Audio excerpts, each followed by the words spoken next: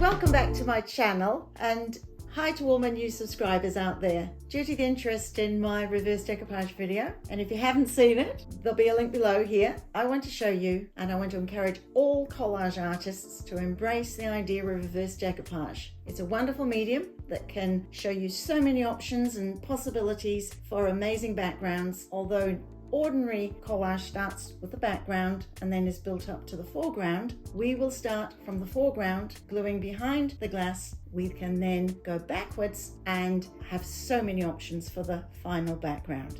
I'd like to show you these two frames I've got.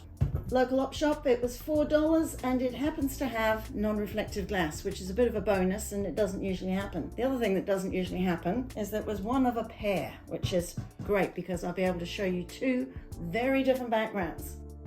So this background was done with gold leaf, and I'm going to show you how to do that in this video. And because we have another one, I'll be able to show a completely different background and some other lovely images.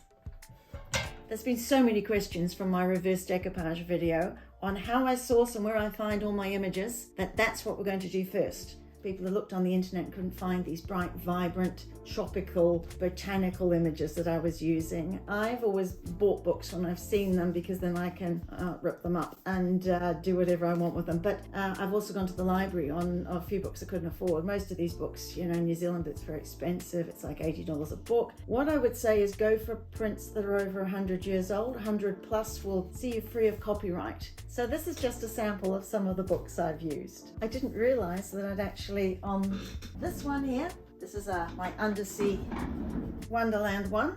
I was looking at this lovely, beautiful jellyfish. It took ages to cut out. You can see that this is quite complicated. It's been used more than once in these old books, and there it is on the cover. I think it's well worth it. Really, I've just cut out some of the tentacles at the bottom, and then the gold can come through whatever background you are using.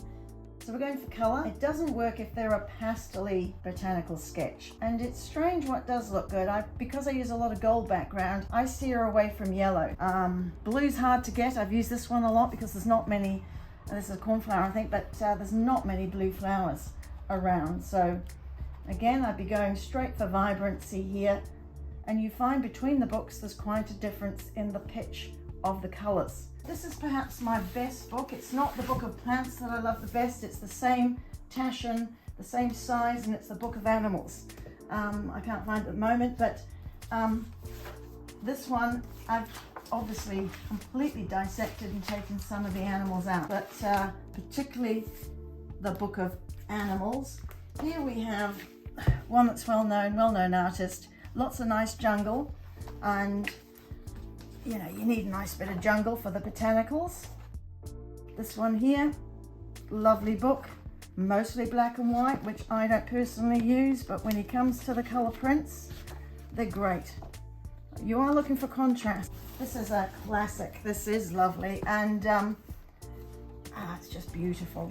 Just love looking through these books. They're inspirational in themselves. That's the peacock I used.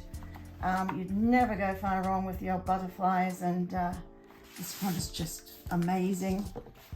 Careful with this one though, because this is not copyright free, but if you use some of it, part of it, not all of it. And the other thing is, if I was using this for myself, I'd use this. It's only if I'm going to commercially sell these decoupage.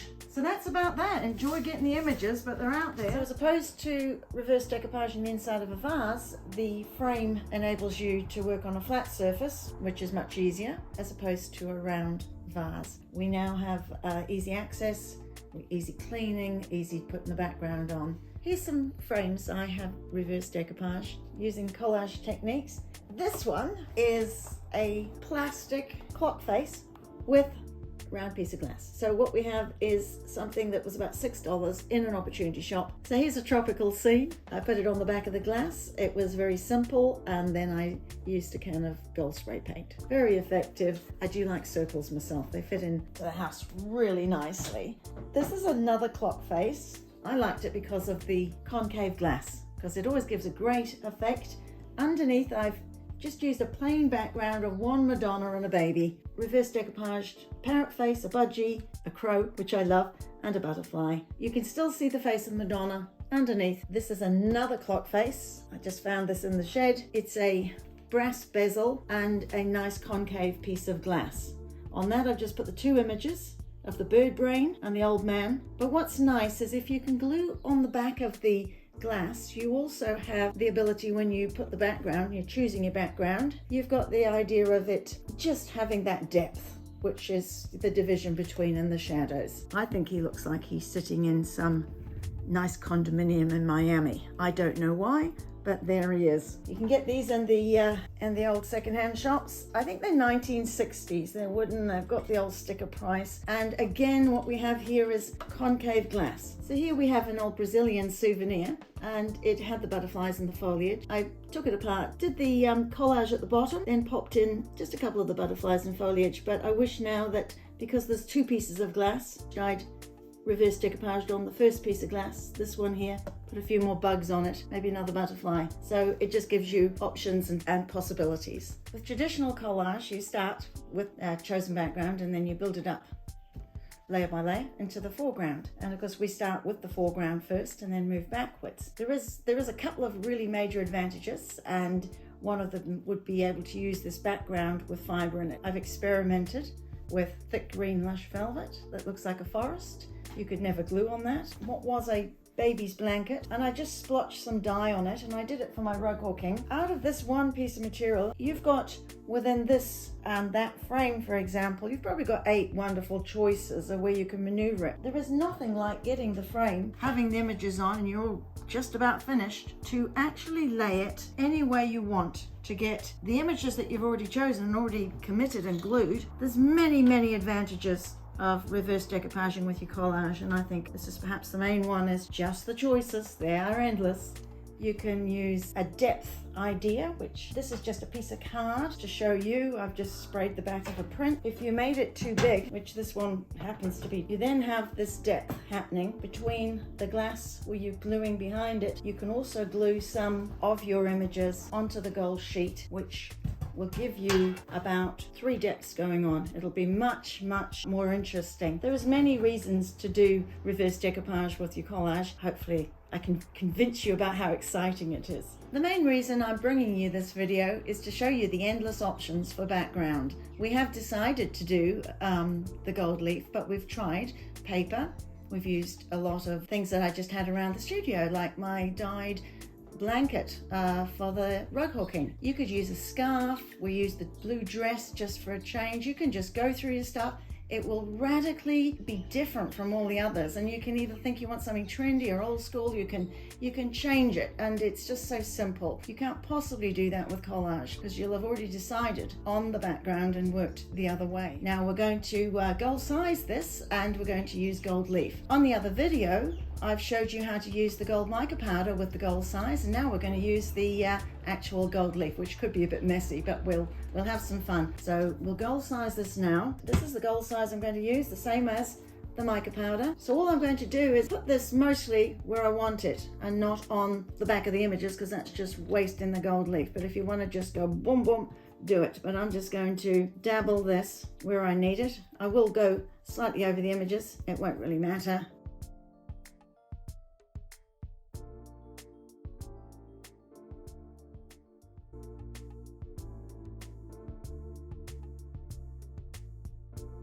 You'll know when this is at the right tackiness, either by touching it or seeing that it's gone clear. I'd say half a day, but it does depend on the weather. If it's hot, it might be less, and longer in the cold weather. I hopefully haven't missed anything. So that's going to go clear. Probably best to use a bit more than a little, and we'll see you back shortly. Excellent. So as you can see, we are now transparent, so we're ready to put the gold leaf. As an example here, we have some real gold leaf. The reason I'm not going to use it is it's Victorian, and it's really what I would say of historic value. So this is 24 karat gold leaf. This is the Dutch fake gold leaf, and it's extremely hard to handle. In fact, you really can't trust it, touch it at all, or trust it. we're going to lay this on. It's going to grab when it can. It won't necessarily grab where the gold size isn't, and we can always move those bits around, fix up any little bits that aren't taken completely. So I'm just really going to go square by square here.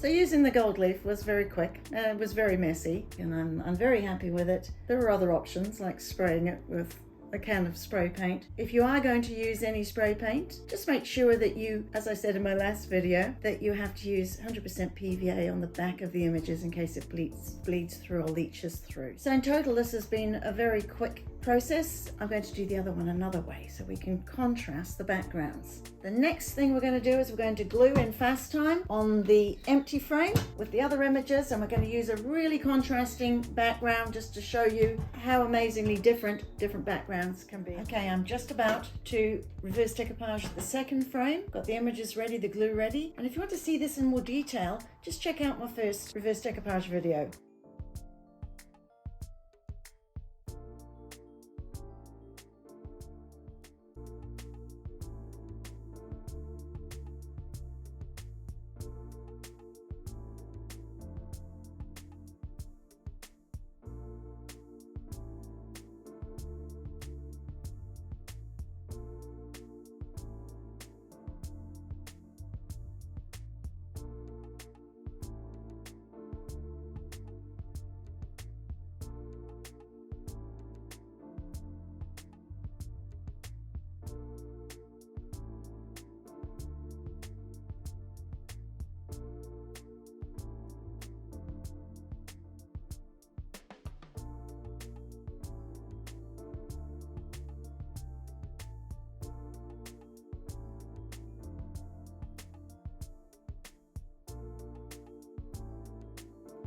So I finished gluing this reverse decoupage, and on reviewing it, I think I've gone too far with the images. I think with using this last one here, which you'll see from the other photo before it was added, was just a bit too far. I've taken the jungle just too far, and I wish I hadn't.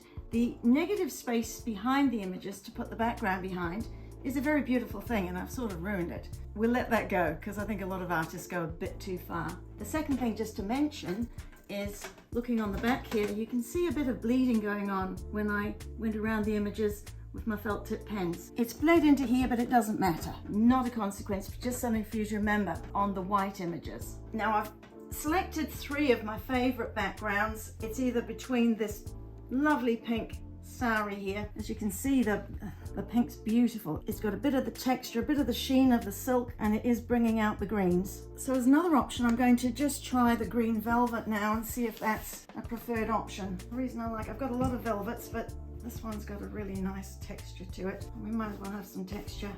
This is the advantage of the reverse decoupage. And we've got the texture, we've got like some hairy green coming up behind. I think at this point, because of the gold frame, I'm going to go with the green. I think the green actually merges in with her outfit. Lots of options. So we'll go with the green, I think.